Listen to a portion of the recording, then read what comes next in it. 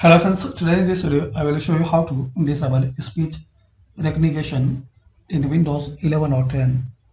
So just follow some easy steps. Click on Start, then Settings.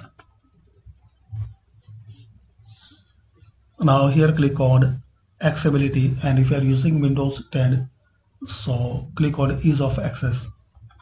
So depending which machine you are using, in Windows 11 is Accessibility. Click on it.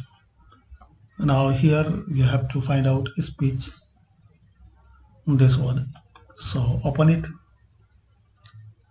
and now turn off this option, voice access, and also Windows speech recognition, so make it off.